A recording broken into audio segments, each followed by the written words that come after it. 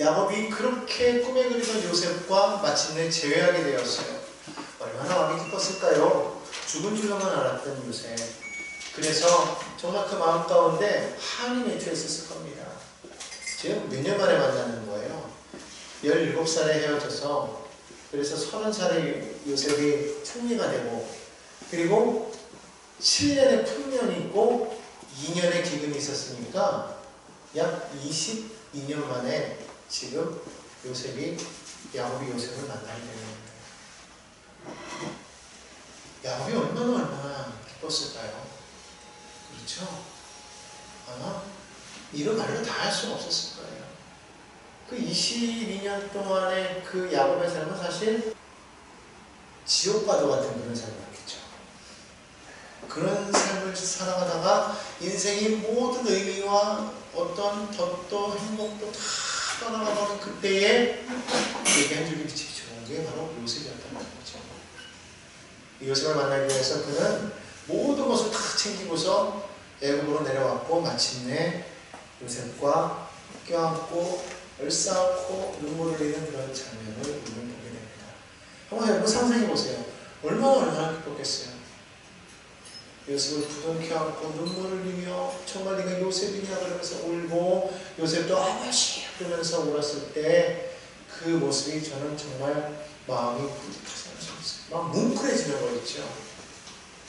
옛날에 우리 그 이상가족 그 프로그램 있었잖아요. 예전에.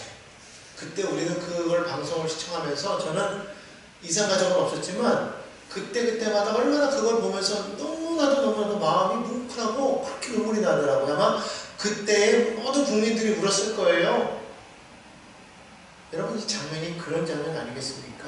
오랜 기간을 헤어져 있던 그런 가족이 마침내 만나게 되었다는 것입니다.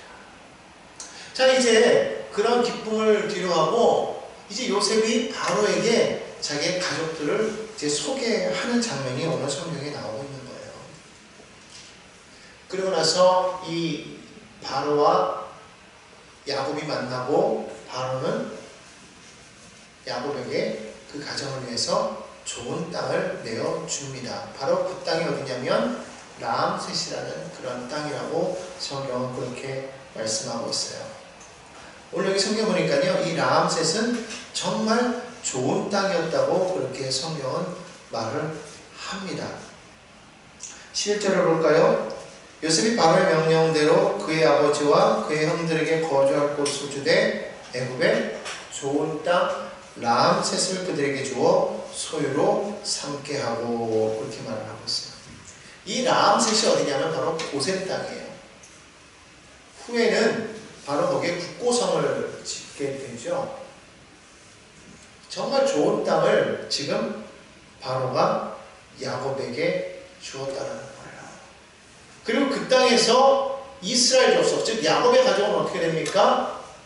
생육하고 번성하였다고 성경은 말을 하고 있어요. 27절을 보면 이렇게 말합니다. 이스라엘 족속이 애굽 고센 땅에 거주하며 거기서 생업을 얻어 생육하고 번성하였더라. 생육하고 번성하였더라. 여러분, 생육하고 번성하는 것은 창세기에 보면 하나님께서 인간에게 주신 최초의 복이자 하나님의 뜻임을 알 수가 있죠. 생육하고 번성하는 것, 그것이 하나님이 우리에게 주신 큰 복이라는 거예요. 그런데 여러분이 잘 아는 것처럼 생육하고 번성하기 위해서는요, 무엇이 있어야 될까요? 하나님의 뜻이 있어야 되겠죠. 그러나 그것만 있었으면 되겠습니까? 더 나아가서 무엇이 있어야 될까요? 생업이 있어야 되겠다. 하나님께서 인류에게 생육하고 번성하기에 앞서서 하나님께서는 이 아담과 하와에게 무엇을 주셨어요? 이 땅을 다스리라고 말씀하셨잖아요. 다스리는 것 또한 무엇이에요? 자기에게 주신 사명이라는 거예요. 그래서 그것을 행하면서 하나님께서는 대신에 뭐를 주셨어요? 대신에 모든 에덴에 있는 동산에 있는 과목을 다 먹을 수 있게 하셨단 말이에요. 그러니까 생업이라는 건 뭐냐면 내가 먹고 살아갈 수 있는 그러한 기반 터전을 말하는 것이죠. 결국 생업이 있어야, 즉 내가 일할 곳, 그리고 일할 수 있는 그런 능력, 그런 장소가 있어야 이것이 가능하다는 것이죠.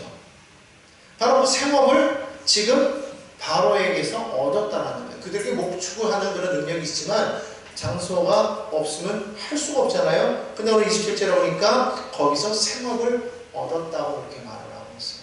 생업을 얻어서 그들이 생육하고 번성할 수가 있습니다. 오늘날 우리나라가 지금 출산율이 저조하다고 그렇게 말을 해요. 이유가 뭘까요? 생업이 없어요.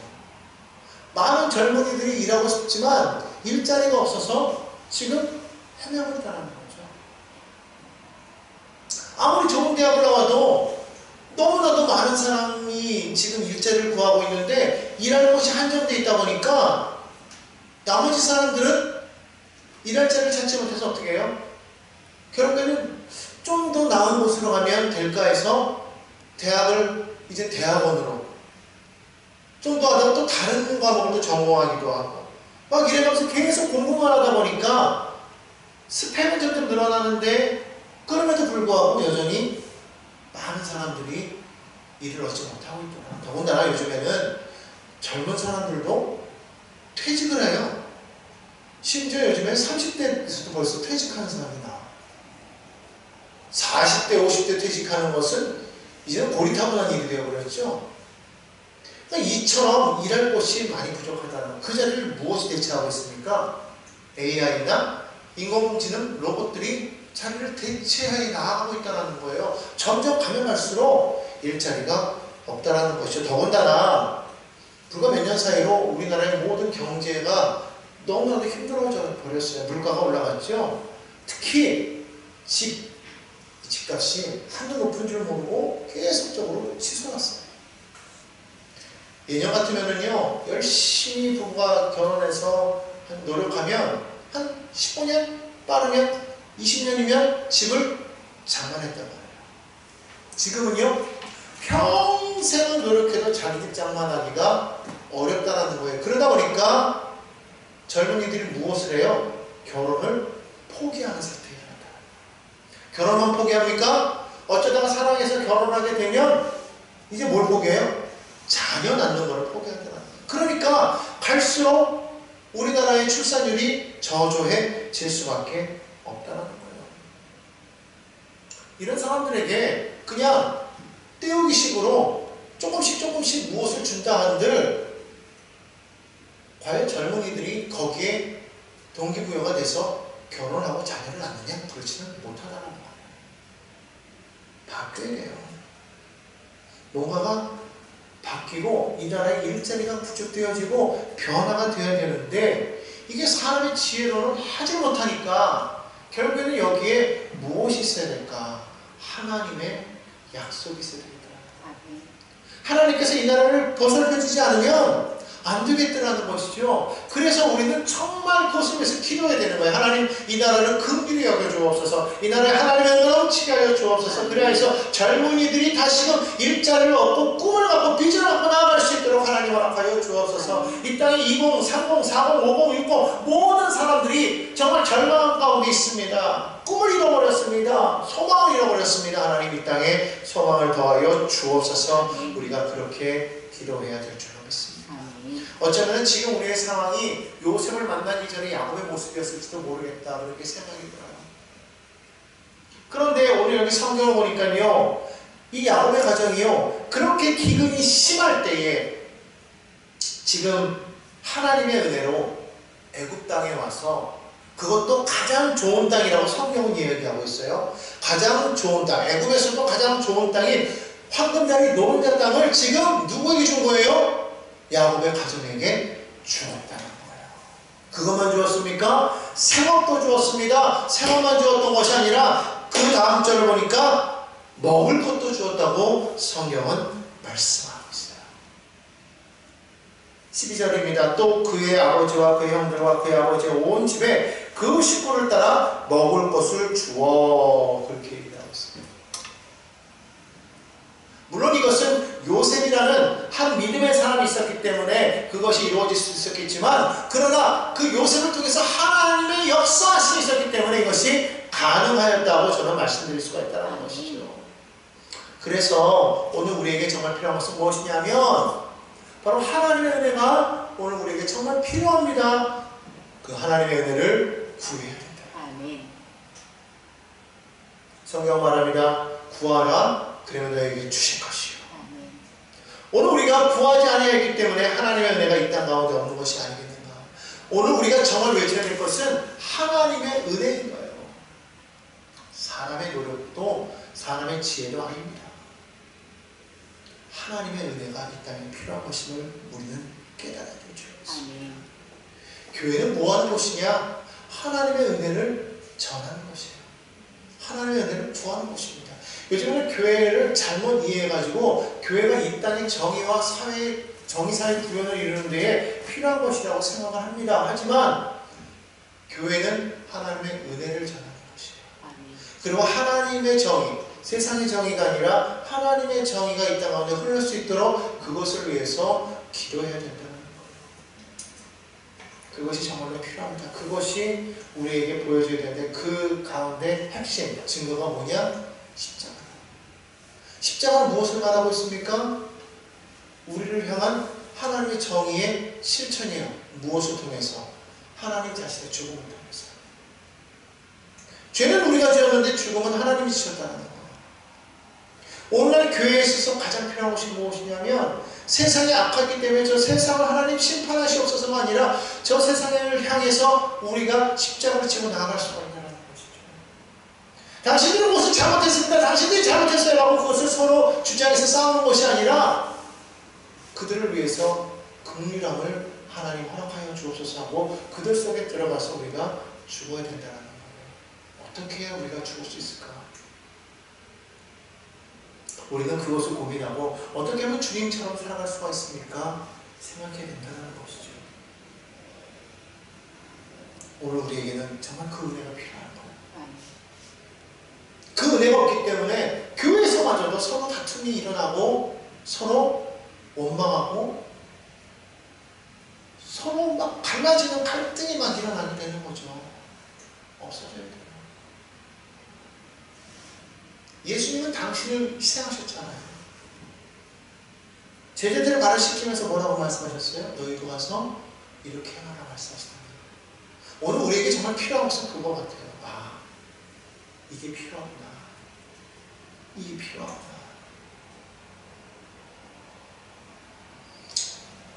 이제 바로를 만난 야곱은요, 그 은혜를 받고 난 다음에 어떻게 행합니까?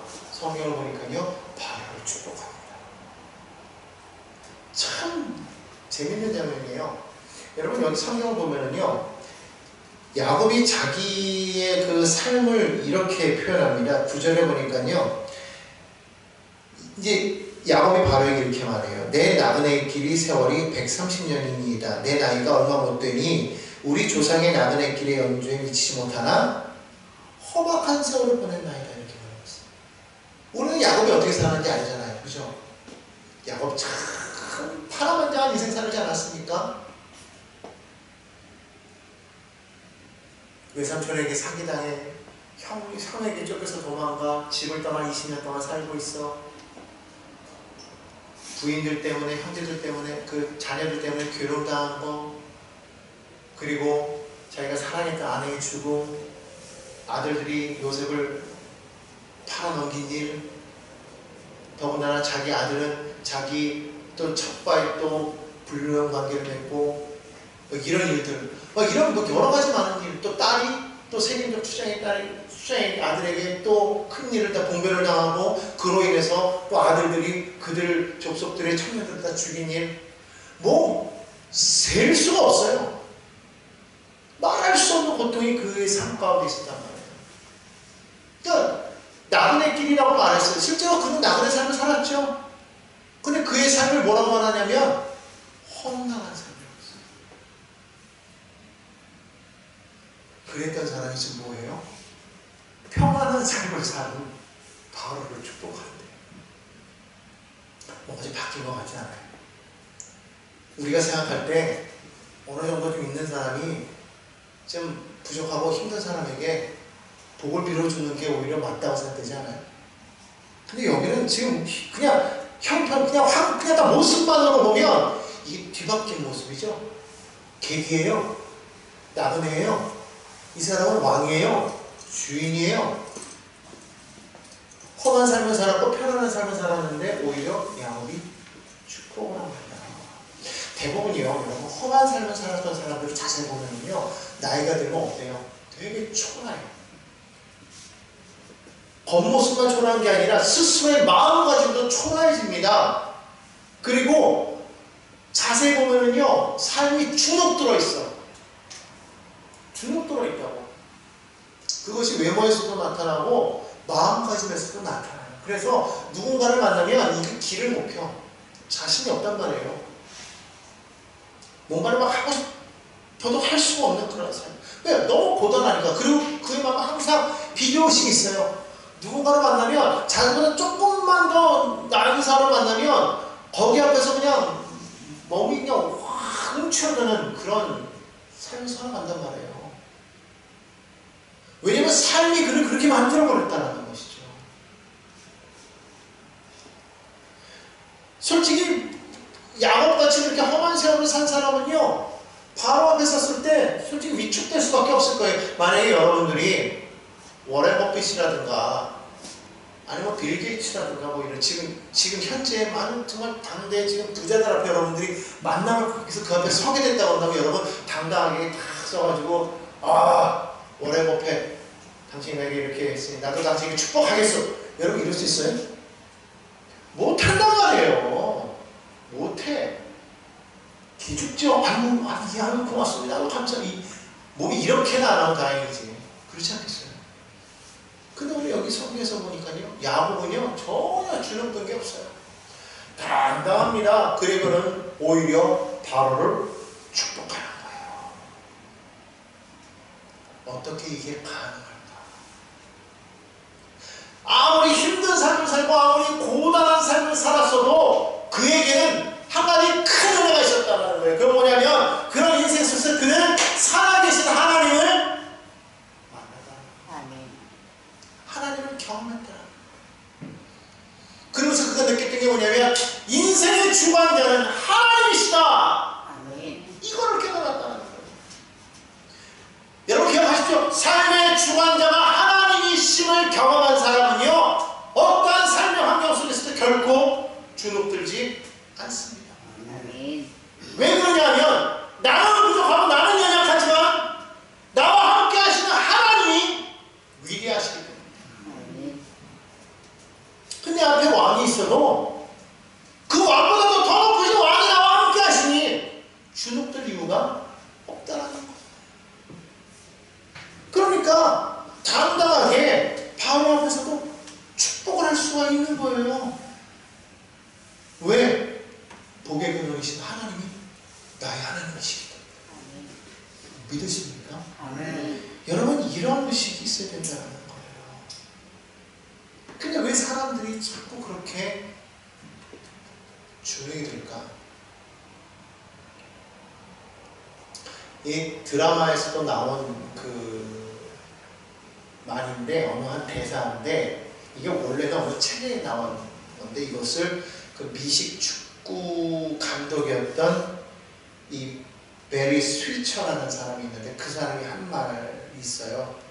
뭐냐면 어떤 사람은 자기가 삼루에 태어났으면서도 마치 자기가 삼루차를 쳤다고 생각하면서 살아간다, 이 말을 했어요. 이게 어느 드라마에서 나온 대사의 장면이거든요.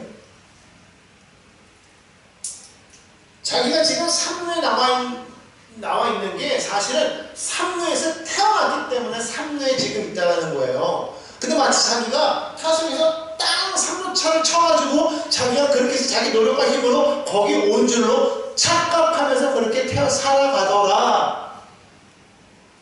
출발 시점이 다르고 태어난 곳이 달라서 그렇게 내가 지금 그 자리에 서 있는데 마치 그것이 내 힘과 내 노력으로 내 능력으로 이렇게 된 것처럼 그렇게 생각하며 살아가는 사람들이 오늘 너무나 많기 때문에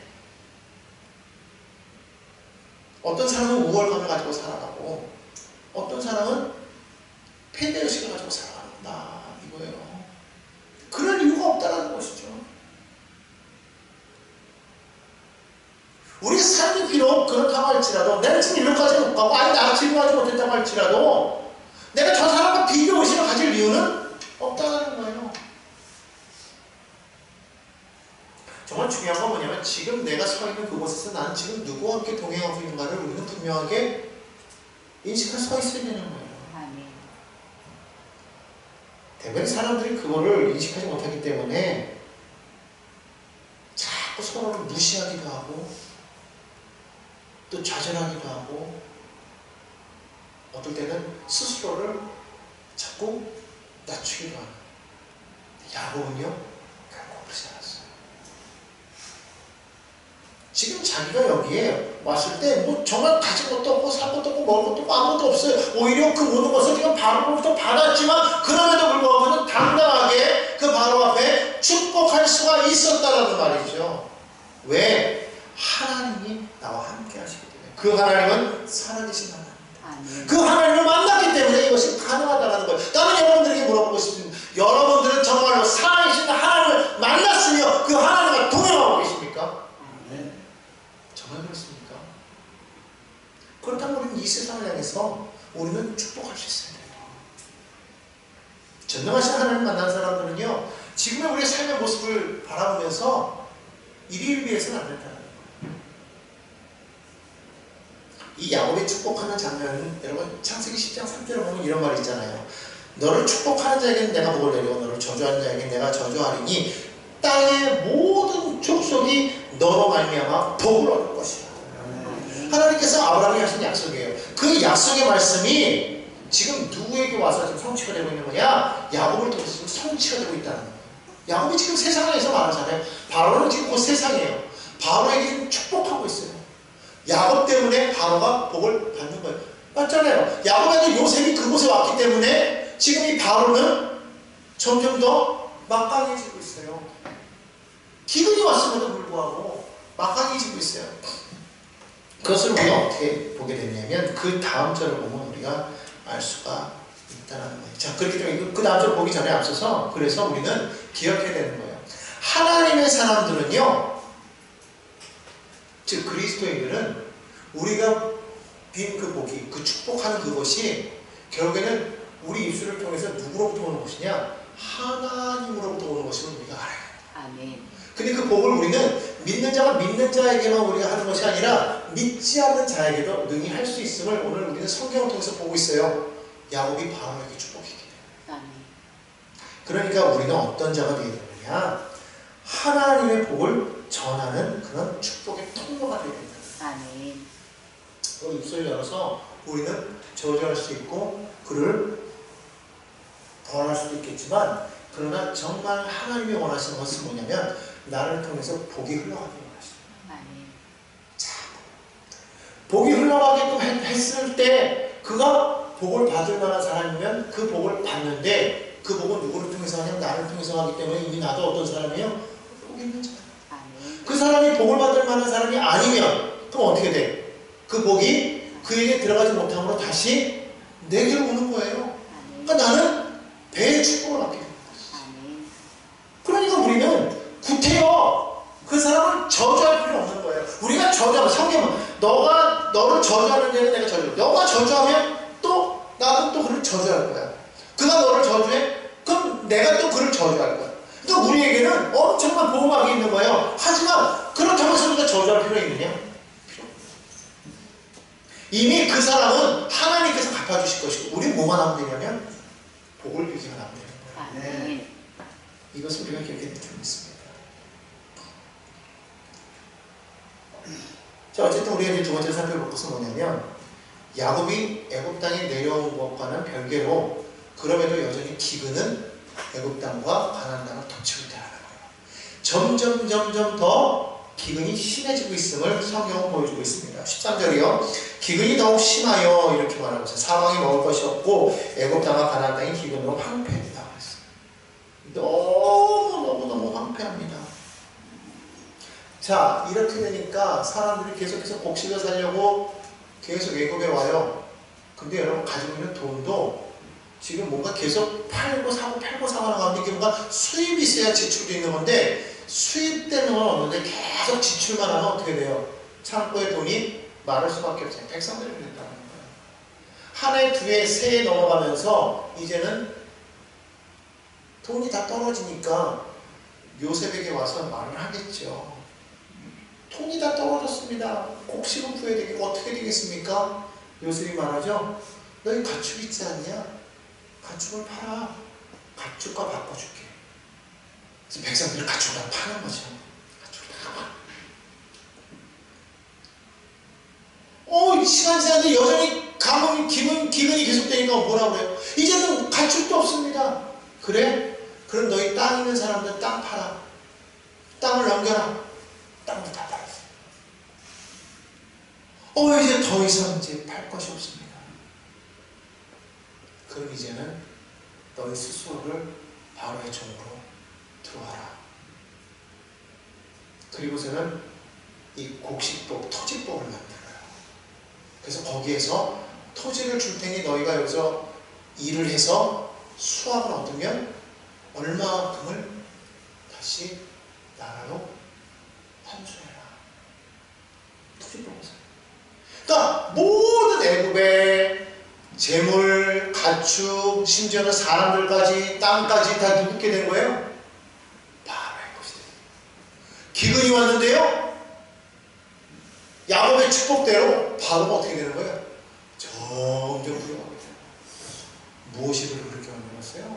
하나님의 사람이 그 안에 들어가니까 요셉 한 사람으로 인해서 이와 같은 놀라운 복이 생겨나게 됩니다. 여러분 기근을 바라보면 우리는 소망이 없어요. 그러나 그 가운데 우리가 하나님의 그 놀라운 능력을 의지하면 그런 살아간 사람이 있으면 아니 우리가 그런 사람이 되면 바로 우리 한 사람을 통해서 세상이 변화될 것이다. 지금 세상이 기근을 맞았어요. 우리나라가 지금 기근을 맞은 것과 동일해요. 모든 게 지금 어수선합니다. 이럴 때 정말 우리가 필요한 것은 무엇일까?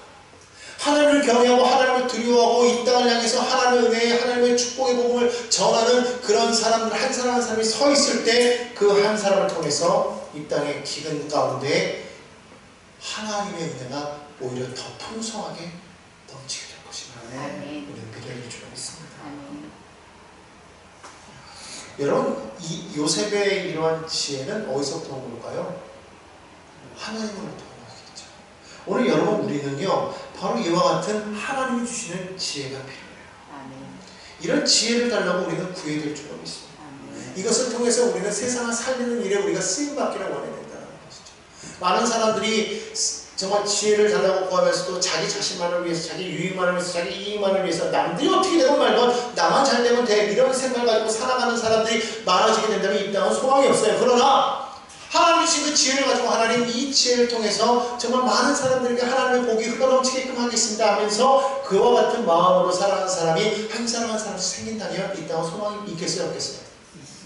있다는 것이죠. 그럼 그런 사람이 누가 되어야 되겠습니까? 우리가 되어야 되지 않겠어요? 내가 되어야 되지 않겠어요?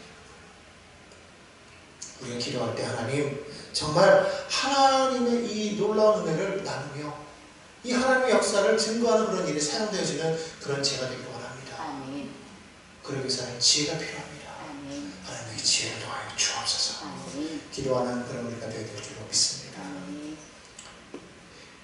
자 이제 오늘 우리가 읽었던 본문 말씀으로 넘어와서 28절을 보니까요. 어느새 야곱이 이 땅에 내려온 지도 17년의 시간이 흘렀다고 성경은 이렇게 말을 합니다.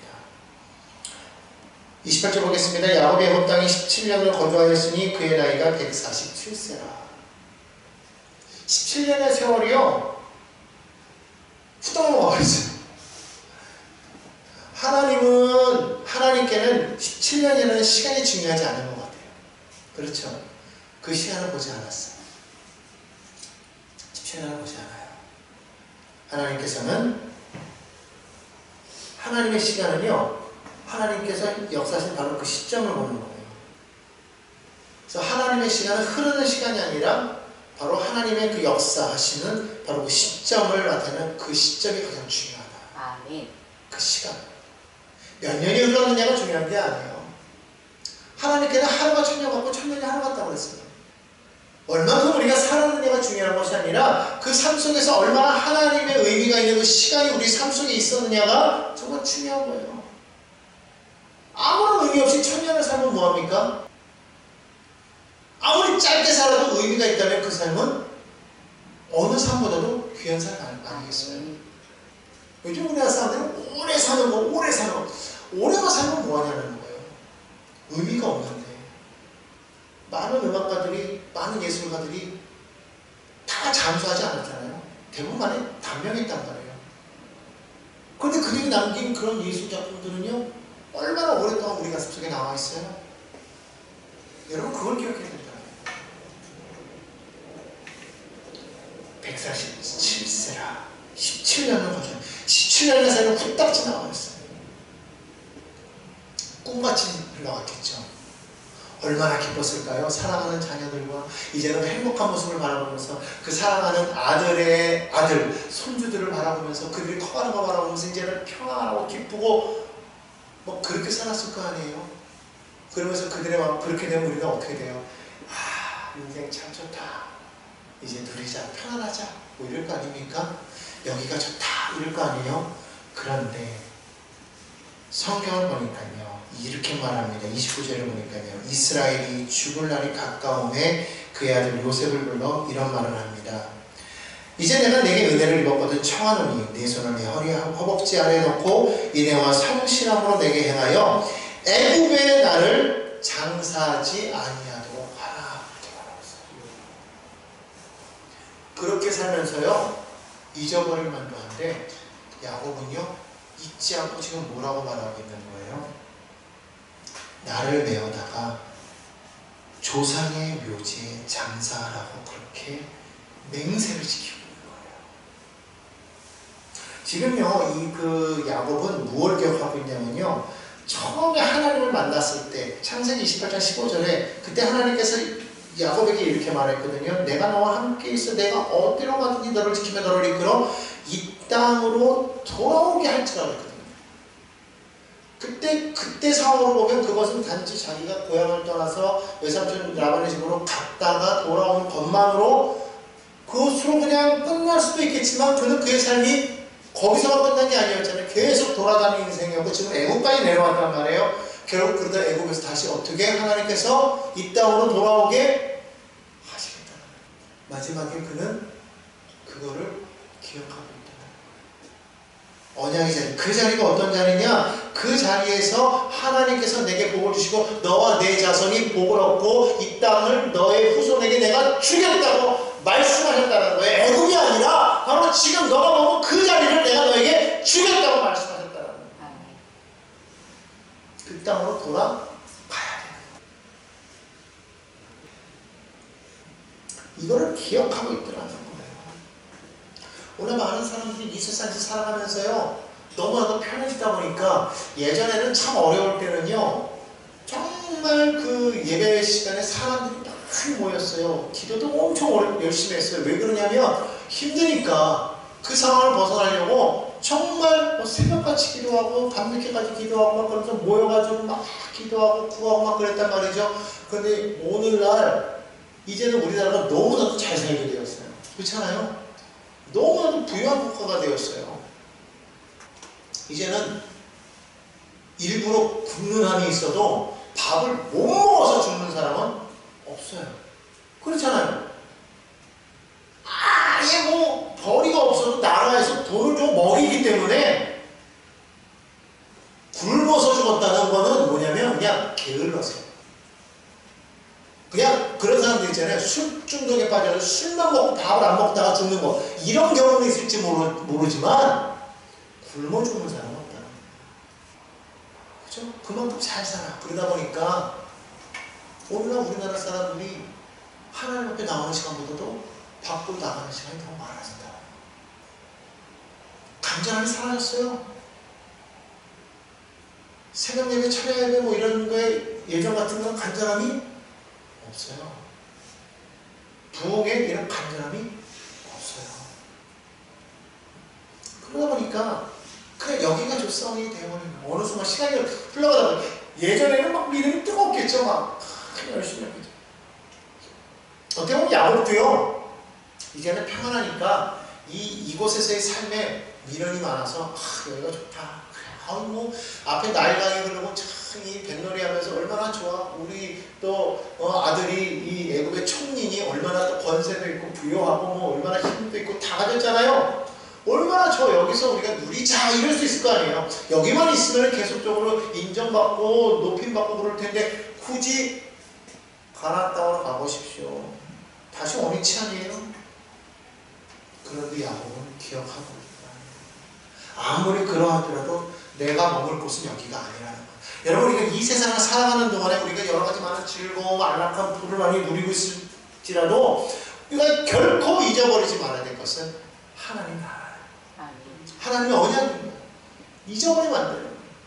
그걸 생각하면서 우리가 살아가야 되는 거예요. 우리가 살아가면서 늘 그걸 잊어버릴 때가 있어요. 나는 하나님 나라의 백성인가? 잊어버리고 산다는 거죠. 정말 참된 그리스도인들이라면 이 몸의 소망이 무언가? 우리 주 예수뿐이 있어요. 우리 주 예수밖에는 믿을 거야. 우리 아까 찬양했잖아요. 그만 우리가 죽다. 그러면 우리 소망이 어디 있어야 된다? 하늘나라에 있어야 된다. 우리 삶의 진정한 기쁨과 즐거움이 거기서부터 와야 돼요. 그럴 때 참된 만족이 있는 것이지 세상이 주는 것은요 잠시 동안 우리가 기쁠지 모르지만 조금 지나면 금방 실천하고 금방 사라져버린다는 거예요. 이 물질의 많고 적음이 우리를 편안하게 하고 불편하게 하는 그 차이일 뿐이지 그것이 우리를 뭐 더 기쁘게 하고 덜 기쁘게 하고 그런 거 없어요. 부자들은요 어느 정도 수준이 넘어가면 그 부로 인해서 오는 기쁨이요 크게 차이가 없다라고 그러더라고요. 어느 한계를 넘어가면. 그러니까 결국 우리에게 진정한 기쁨을 줄 수 있는 것은 무엇일까? 그거는 오직 하나님의 은혜밖에 없다. 아멘. 여러분, 이거를 우리가 정말 기억해야 돼요. 참된 기쁨, 참된 소망, 참된 평안 어디서부터 올까? 하나님께로부터 온다.